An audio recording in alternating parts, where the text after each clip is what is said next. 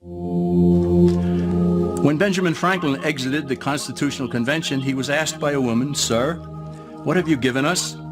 His immediate response was, "A republic, ma'am, if you can keep it." Yet most Americans today have been persuaded that our nation's governmental system is a democracy and not a republic. The difference between these two is essential in understanding Americanism and the American system. Before we discuss political systems, however, it's helpful to address the confusion that has been spread about the political spectrum. Many have been led to believe that the political spectrum places groups such as communists on the far left, fascists or dictators on the far right, and political moderates or centrists in the middle. However, a more accurate political spectrum will show government having zero power on the far right to having 100% power on the far left. At the extreme right, there is no government. The extreme left features total government under such labels as communism, socialism, Nazism, fascism, princes, potentates, dictators, kings, any form of total government. Those who claim that Nazis and fascists are right-wing never define their terms. This amounts to spreading confusion. Toward the middle of the political spectrum can be found the type of government limited to its proper role of protecting the rights of the people. That's where the Constitution of the United States is. Those who advocate such a form of government are really constitutional moderates. So let's analyze the basic forms of government. They are monarchy or dictatorship ruled by one, oligarchy ruled by a few, democracy ruled by a majority, republic ruled by law, and anarchy, which is ruled by no one. In discussing these five, we'll see that they can be narrowed down to even fewer. Looking first at monarchy or dictatorship, this form of government doesn't really exist in the practical sense. It's always a group that puts one of its members up front. A king has his council of nobles or earls, and every dictator has his bureaucrats or commissars, the men behind the scenes. This isn't ruled by one, even though one person may be the visible leader. It's ruled by a group. So let's eliminate monarchy, dictatorship, because it never truly exists. Oligarchy, which is ruled by a group, is the most common form of government in all history. And it is the most common form of government today. Most of the nations of the world are ruled by a powerful few, and therefore oligarchy remains. At the other end, we find anarchy, which means without government. Some people have looked over history and found that many of its worst crimes were committed by governments. So they decided that having no government might be a good idea. But this is a mistake, because as the ancient Greeks stated, without law there can be no freedom. Our founding fathers agreed and held that some amount of government is a necessary force in any civilized, orderly society.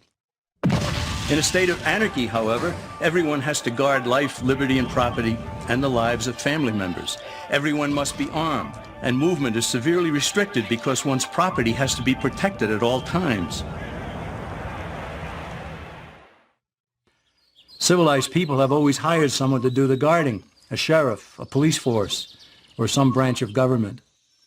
Once law enforcement was in place, the people were freer. They could leave their property, work in the fields, and so on. In short, the proper amount of government makes everyone freer. There are some who advocate anarchy, however, not because they want no government, but because they don't like what they have. They use anarchy as a tool for revolutionary change. The condition of anarchy is very much like a vacuum where something rushes in to fill it.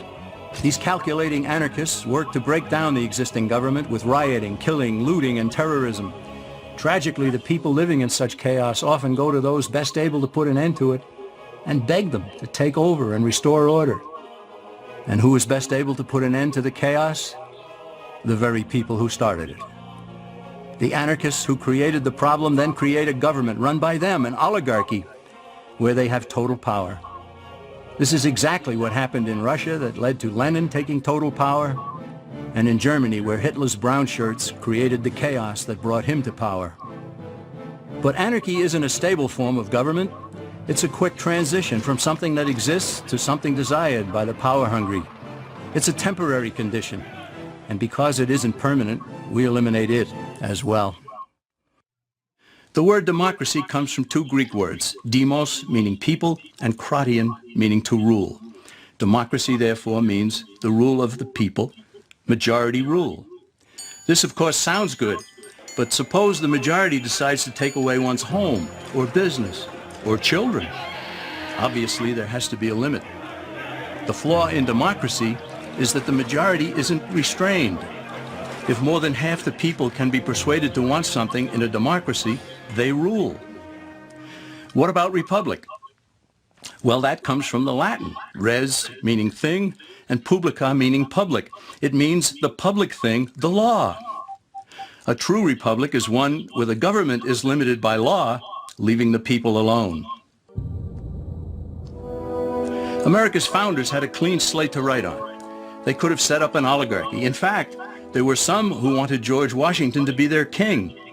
But the founding fathers knew history, and they chose to give us the rule of law in a republic, not the rule of a majority in a democracy. Why? Let's demonstrate the difference in the setting of the Old West. Consider a lynch mob in a democracy. 35 horseback riders chase one lone gunman. They catch him, and they vote 35-1 to hang him. Democracy has triumphed, and there's one less gunman to contend with. Now consider the same scenario in a republic. The 35 horseback riders catch the gunman and vote 35-1 to hang him, but the sheriff arrives, and he says, "You can't kill him. He's got his right to a fair trial." So they take the gunman back to town. A jury of his peers is selected, and they hear the evidence and the defense, and they decide if he shall hang. Does the jury even decide by majority rule? No, it has to be unanimous, or he goes free. The rights of the gunman aren't subject to majority rule, but to the law. This is the essence of a republic. Many Americans would be surprised to learn that the word democracy does not appear in the Declaration of Independence or the U.S. Constitution, nor does it appear in any of the constitutions of the 50 states. The founders did everything they could to keep us from having a democracy. James Madison, rightly known as the father of the Constitution, wrote in essay number 10 of the Federalist Papers, "Democracies have ever been spectacles of turbulence and contention, have ever been found incompatible with personal security or the rights of property, and have in general been as short in their lives as they have been violent in their deaths." Alexander Hamilton agreed, and he stated, "We are a republican government. Real liberty is never found in despotism or in the extremes of democracy." Samuel Adams, a signer of the Declaration of Independence, stated, "Democracy never lasts long. It soon wastes, exhausts, and murders itself." The founders had good reason to look upon democracy with contempt, because they knew that the democracies in the early Greek city-states produced some of the wildest excesses of government imaginable. In every case, they ended up with mob rule, then anarchy, and finally tyranny under an oligarchy. During that period in Greece, there was a man named Solon who urged creation of a fixed body of law not subject to majority whims. But where the Greeks never adopted Solon's wise counsel, the Romans did. Based on what they knew of Solon's laws, they created the 12 tables of the Roman law and in effect built a republic that limited government power and left the people alone.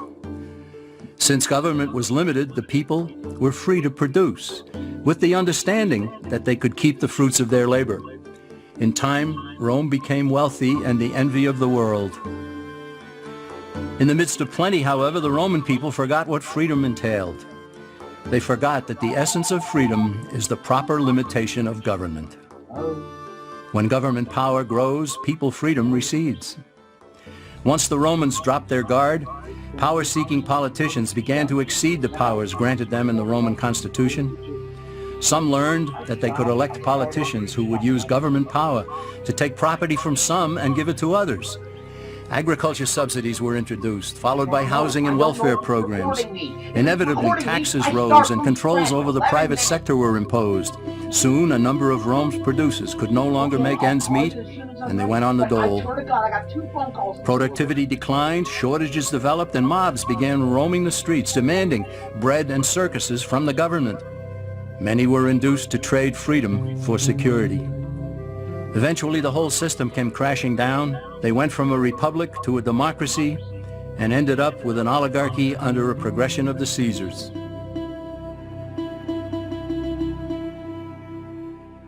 Thus, democracy itself is not a stable form of government. Instead, it is the gradual transition from limited government to the unlimited rule of an oligarchy. Knowing this, we as Americans are ultimately left with only two choices. We can keep our republic, as Franklin put it, or we will inevitably end up with an oligarchy, a tyranny of the elite.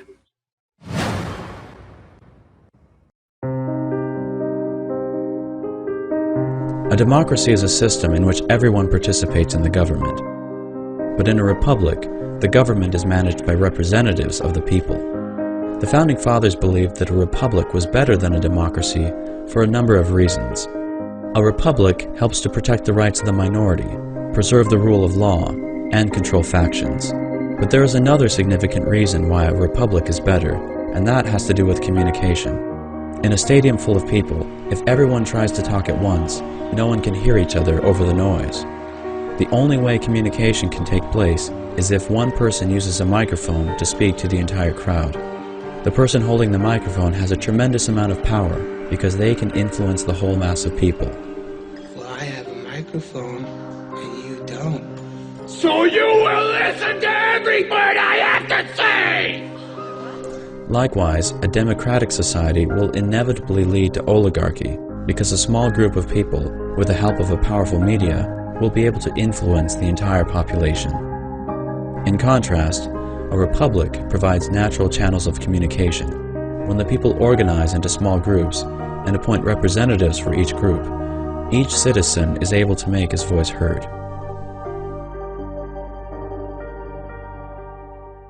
Sir, one more outburst, I will strangle you with my microphone wire. You understand me?